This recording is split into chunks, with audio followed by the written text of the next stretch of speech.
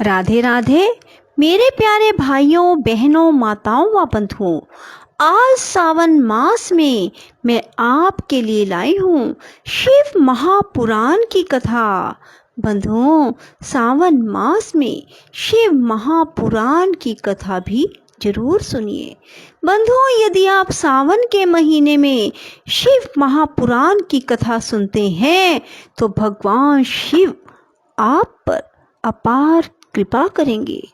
जिस प्रकार भगवान शिव ने कुबेर को धन के भंडार दिए, यदि आप पूर्ण विश्वास और सच्ची निष्ठा से भगवान शिव के शिव महापुराण की कथा को सावन के महीने में सुनते हैं तो भगवान शिव आपके लिए भी धन के भंडार खोल देंगे। बंधुओं, यदि आपने हमारे चैनल को अब तक सब्सक्राइब नहीं किया तो जरूर करें और बेल आइकन दबाना ना भूलें, ताकि आपको हमारी आने वाली सभी वीडियोस की जानकारी सबसे पहले हो सके।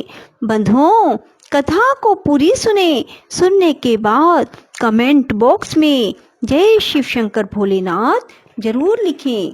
बोलो शिव शंकर भोलेनाथ की जय। ऋषियों ने पूछा, शिव कौन है, विष्णु कौन है, रुद्र कौन है और ब्रह्मा कौन है? इन सब में निर्गुण कौन है? हमारे इस संदेह का आप निवारण कीजिए। सूत जी ने कहा, महर्षियों, वेद और वेदांत के विद्वान ऐसा मानते हैं कि निर्गुण परमात्मा से सर्वप्रथम जो सगुण रूप प्रकट हुआ उसी का नाम शिव है। शिव से पुरुष सहित प्रकृति उत्पन्न हुई। उन दोनों ने मूल स्थान में स्थित जल के भीतर तप किया। वह स्थान पंचक्रोशी काशी के नाम से विख्यात है, जो भगवान शिव को अत्यंत प्रिय है। यह जल संपूर्ण विश्व में व्यापक था। उस जल का आश्रय ले योग माया से युक्त श्री हरि वहां सोए। नार अर्थात जल को अयन निवास स्थान बनाने के कारण फिर नारायण नाम से प्रसिद्ध हुए और प्रकृति नारायणी कहलाई। नारायण के नाभिक कमल से जिनकी उत्पत्ति हुई वे ब्रह्मा कहलाते हैं।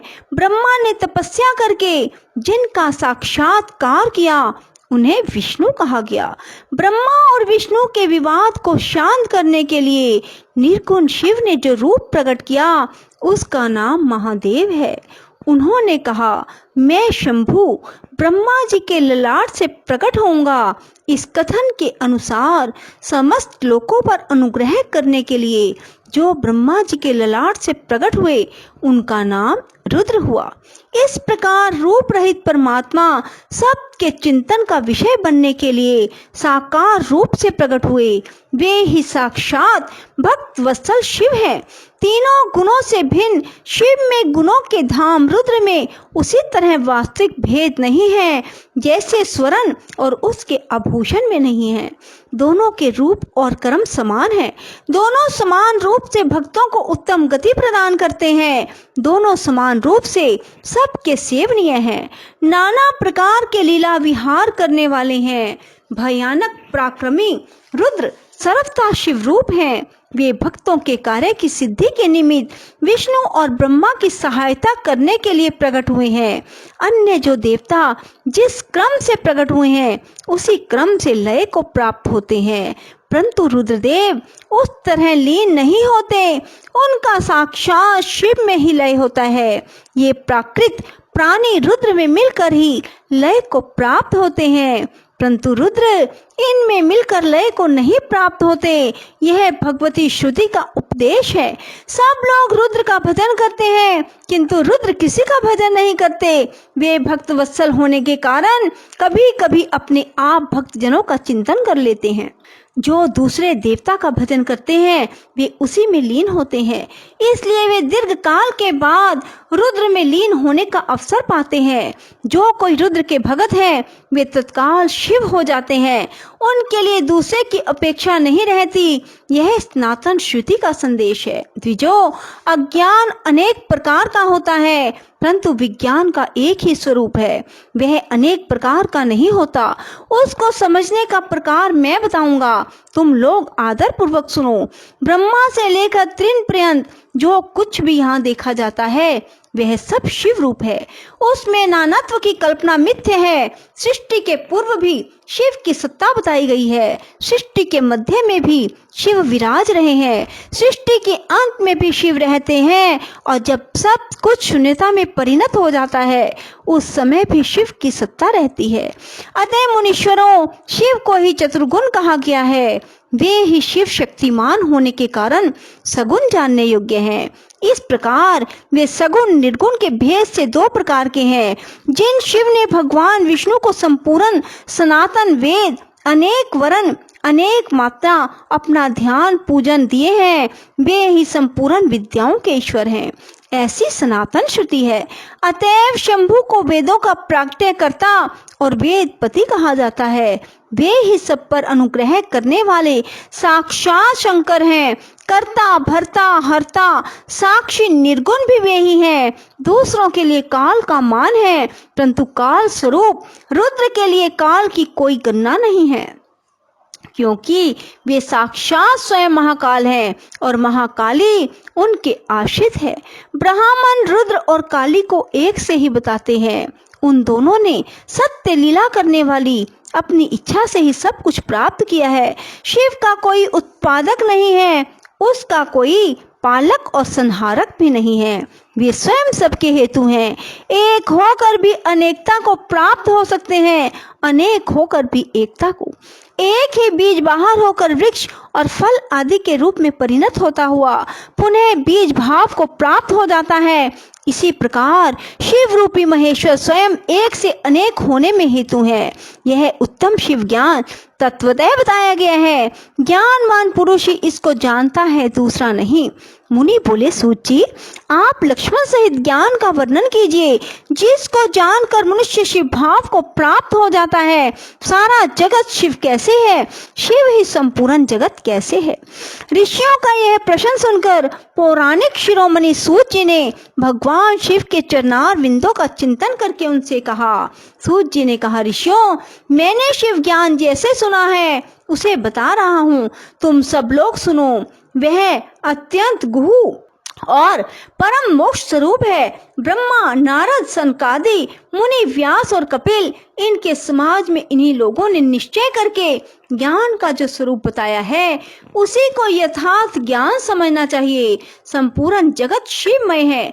यह ज्ञान सदा अनुशीलन करने योग्य है। सर्वज्ञ विद्वान को यह निश्चित रूप से जानना चाहिए कि शिव सर्वमय है। ब्रह्मा से लेकर तृण पर्यंत जो कुछ जगत दिखाई देता है वह सब शिव ही है। वे महादेव जी ही शिव कहलाते हैं। जब उनकी इच्छा होती है तब वे इस जगत की रचना करते हैं। वे ही सबको जानते हैं, उनको कोई नहीं जानता। वे इस जगत की रचना करके स्वयं उसके भीतर प्रविष्ट होकर भी इससे दूर हैं। वास्तव में उनका इसमें प्रवेश नहीं हुआ है, क्योंकि वे निर्लिप्त सच्चिदानंद घन स्वरूप है। जैसे सूर्य आदि ज्योतियों का जल में प्रतिबिंब पड़ता है, वास्तव में जल के भीतर उनका प्रवेश नहीं होता, उसी प्रकार साक्षात शिव के विषय में समझना चाहिए। वस्तुतः तो वे स्वयं ही सब कुछ हैं। मतभेद ही अज्ञान है, क्योंकि शिव से भिन्न किसी द्वैत वस्तु की सत्ता नहीं है। संपूर्ण दर्शनों में मतभेद ही दिखाया जाता है, परंतु वेदांती नित्य अद्वैत तत्व का वर्णन करते हैं। जीव परमात्मा शिव का ही अंश है, परंतु अविद्या से मोहित होकर अवश्य हो रहा है और अपने को शिव से भिन्न समझना है।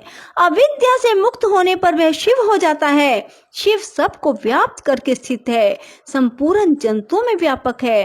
वे जड़ और चेतन सबके ईश्वर होकर स्वयं ही सबका कल्याण करते हैं। जो विद्वान पुरुष वेदांत मार्ग का आश्रय ले उनके साक्षात्कार के लिए साधना करता है, उसे वह साक्षात्कार रूप फल अवश्य प्राप्त होता है। व्यापक अग्नि तत्व प्रत्येक काष्ठ में स्थित है, परंतु जो इस काष्ठ का मंथन करता है वही असंदिग्ध रूप से अग्नि को प्रकट करके देखता है।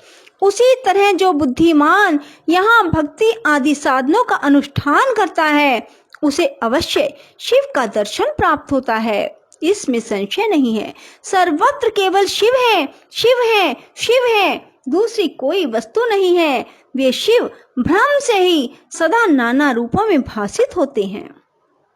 जैसे समुद्र, मिट्टी अथवा स्वर्ण ये उपाधि भेद से नानत्व को प्राप्त होते हैं, उसी प्रकार भगवान शंकर भी उपाधियों से ही अनेक रूपों में भासते हैं।